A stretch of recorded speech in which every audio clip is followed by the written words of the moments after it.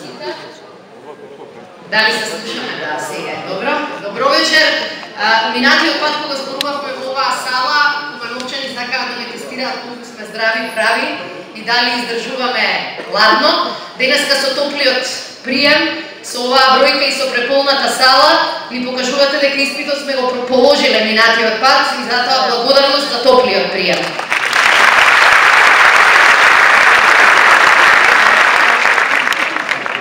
Кога тргнавме да ги правиме овие трибини во градовите низ Македонија, кога тргнавме да влегуваме во домовите на сите македонски граѓани, имавме наум една мисла.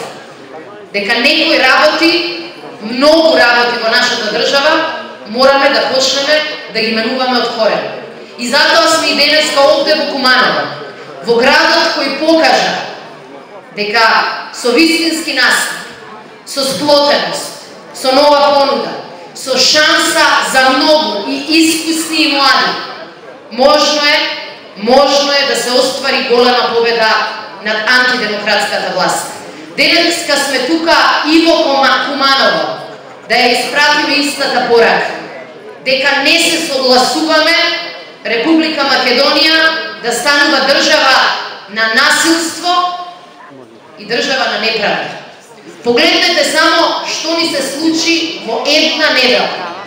Денеска беше објавено дека нашиот другар, познат и активист и борец во медиумите за правда бил прогласен од страна на судот дека има право за оштета поради неправилниот и неправедниот притвор кој што му беше определен пред неколку години. Душко Млекарот беше човекот кој во Македонија покажа дека има луѓе со исправена кичма, дека има луѓе кои не ни се плашат на власта, меѓутоа и дека тие луѓе, оваа опозиција, оваа коалиција, овие партии, мора да застанат во нивна одбрана.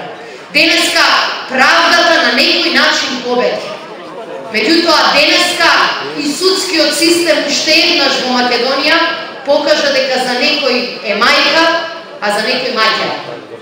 Замислете за притвор на цело семејство, за дисквалификации, лаги и набедувања кои почнаа од премиерот Груевски па надоле, дека се криминалци, дека продаваат дрога, дека се криви за се и се што.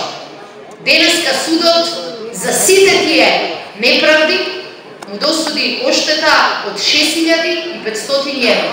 10 пати пониска од оштетата која што му ја даде на Никола Груевски за наводен претрпен удар и претрпен страх. Значи, во оваа држава, душата на премиерот вреди 10 пати повеќе од душата на обичниот човек. Во оваа држава, ако пуштиш аудио снимка во која премиерот бара пари во кеш, судот ќе ви пресуди казна од 50.000 евра. А кога државата ќе ги остави своите граѓани на цедило, за државата 10 пати помала казна. И не е тоа се.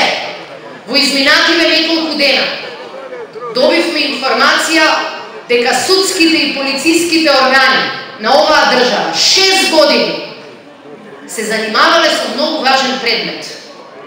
Тоа бил украдениот телефон на сопругата на министерот за финансии. 6 години гонеле двајца кои што сметале дека направиле голем злочин и го украле телефонот. И во тие 6 години основниот суд 2 пати им пресудувал дека треба да одат на затворска казна од 1 година.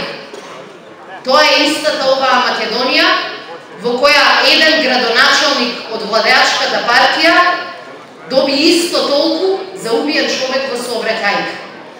Во истата Македонија Ален Закиров, телохранител на Мијалков, доби 6 месеци условна, ако не се лажам, казна, затоа што уби човек на пешачки.